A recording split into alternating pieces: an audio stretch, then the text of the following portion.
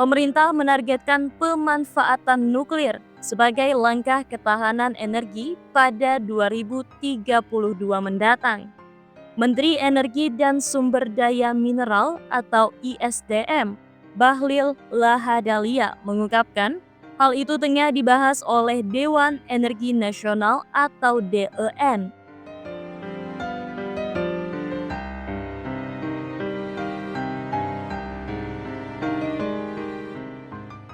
Sebelumnya, Presiden Prabowo Subianto berkomitmen menjadikan nuklir sebagai bagian dari diversifikasi sumber energi untuk memenuhi kebutuhan sekaligus mengatasi perubahan iklim.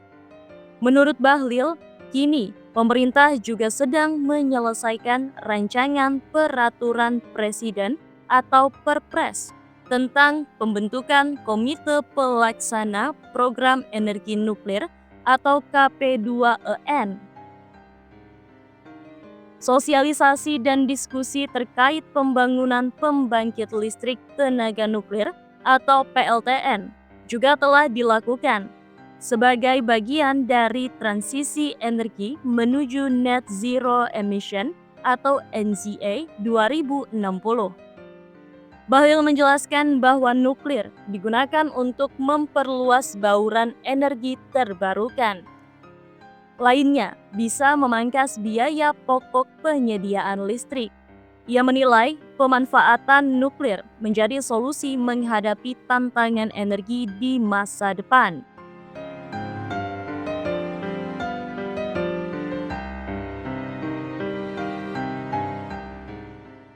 Indonesia dengan populasi yang terus bertambah dan kebutuhan energi yang semakin meningkat menghadapi tantangan besar dalam memastikan pasokan energi yang cukup untuk mendukung pertumbuhan ekonomi dan kesejahteraan masyarakat.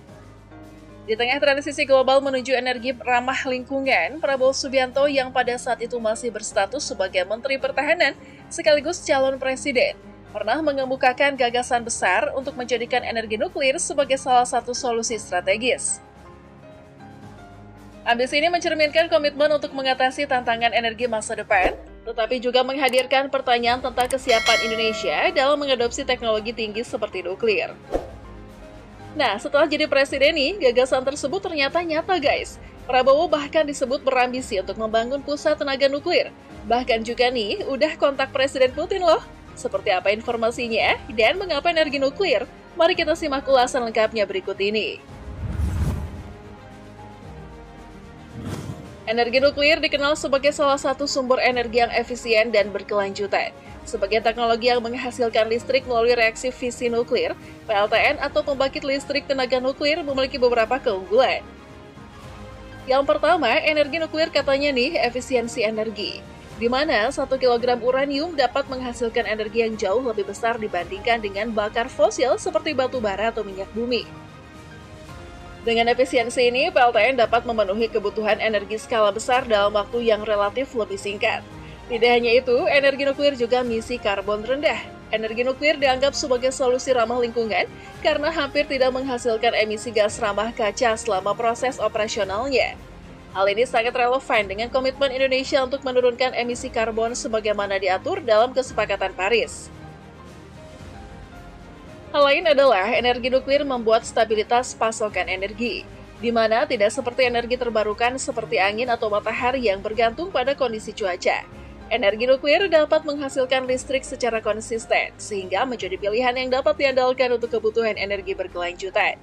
Prabowo kemudian dinilai melihat peluang besar dari aspek-aspek ini untuk memenuhi kebutuhan energi Indonesia yang terus meningkat seiring pertumbuhan populasi dan ekonomi.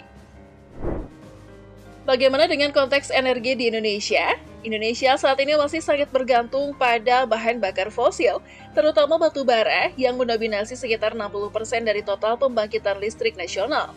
Meskipun batu bara berlimpah, ketergantungan ini membawa berbagai dampak negatif, termasuk polusi udara dan kontribusi signifikan terhadap perubahan iklim global. Sementara itu, energi terbarukan seperti tenaga surya, angin, dan geotermal belum sepenuhnya dioptimalkan, baik karena kendala infrastruktur maupun pembiayaan. Dalam konteks ini, Prabowo memandang energi nuklir sebagai peluang untuk mendiversifikasi sumber energi, sekaligus memastikan kemandirian energi jangka panjang bagi Indonesia. Disampaikan langsung di forum internasional loh rencana ini. Presiden Prabowo Subianto berkomitmen untuk mendorong penggunaan energi terbarukan. Salah satu sumber energi baru yang akan dikembangkan adalah pembangkit listrik tenaga nuklir atau PLTN.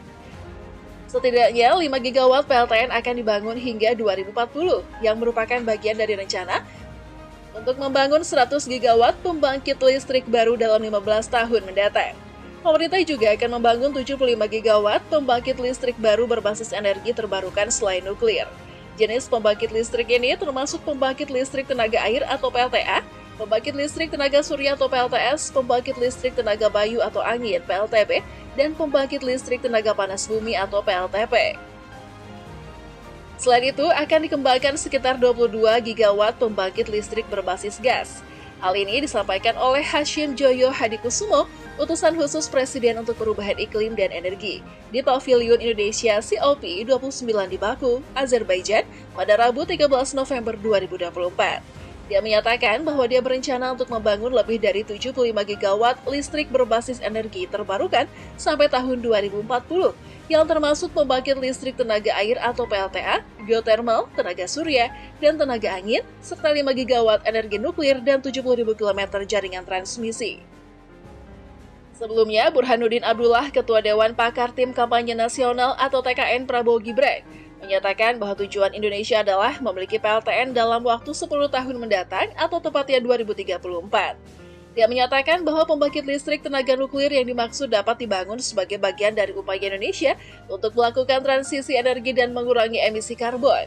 Burhanuddin mengatakan dalam acara UOB Indonesia Economic Outlook 2025, dikutip Kamis 25 September 2024, dalam 10 tahun mendatang mudah-mudahan tahun 2034 itu bahkan mulai akan masuk ke dalam pikiran kita untuk dilaksanakan.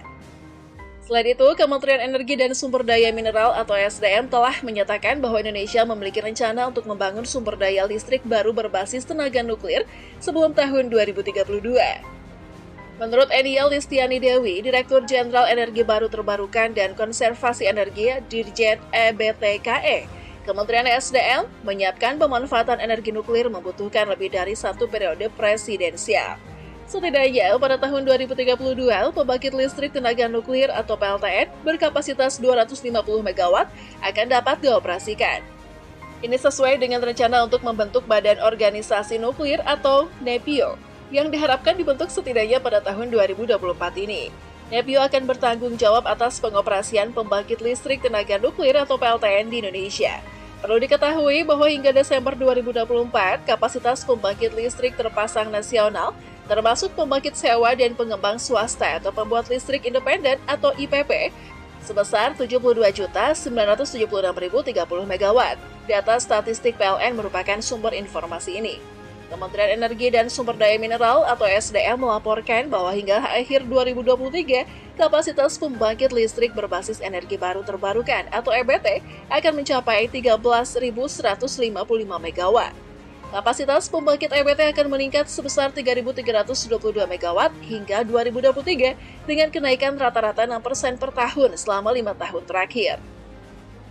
Karena itu, bauran EBT di tanah air baru mencapai 13,09% pada tahun 2023. Sebelumnya, pemerintah menargetkan bauran EBT akan mencapai 23% pada tahun 2025.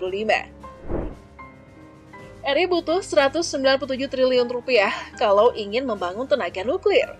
Jarod Sulistyo Wisnobroto yang menjabat sebagai Kepala Badan Tenaga Nuklir Nasional atau BATN dari tahun 2012 hingga 2018 menjelaskan bahwa pembiayaan untuk mengadakan PLTN mencapai 12,65 US dollar atau setara dengan 197,3 triliun rupiah dalam kurs rupiah 15.598.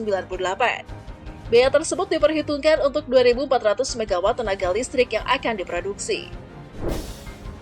Peluang kerjasama internasional. Indonesia telah menjalin hubungan dengan beberapa negara terkait pengembangan kapasitas energi nuklir. Rusia, Korea Selatan, dan Amerika Serikat adalah beberapa negara yang memiliki pengalaman dan teknologi canggih dalam pengelolaan PLTN. Kerjasama ini dapat mencakup transfer teknologi, pelatihan sumber daya manusia, hingga pendanaan proyek. Selain itu, Indonesia juga dapat memanfaatkan dukungan dari Badan Tenaga Atom Internasional atau IAEA untuk memastikan bahwa proyek nuklir berjalan sesuai dengan standar keselamatan global. Tapi nih guys, rencana itu juga banyak menimbulkan pertanyaan. Salah satu kekhawatiran terbesar masyarakat adalah keamanan. Insiden seperti Chernobyl 1986 dan Fukushima 2011 meninggalkan trauma global terhadap energi nuklir.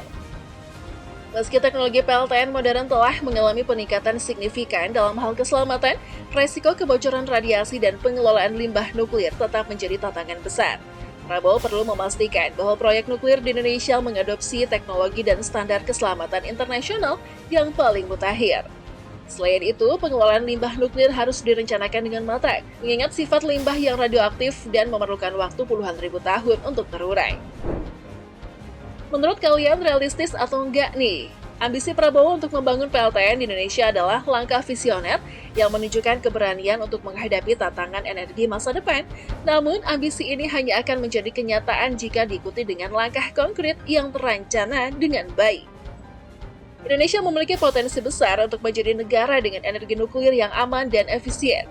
Namun, perjalanan menuju tujuan ini membutuhkan persiapan yang matang, dukungan regulasi, investasi besar, dan yang terpenting kepercayaan masyarakat.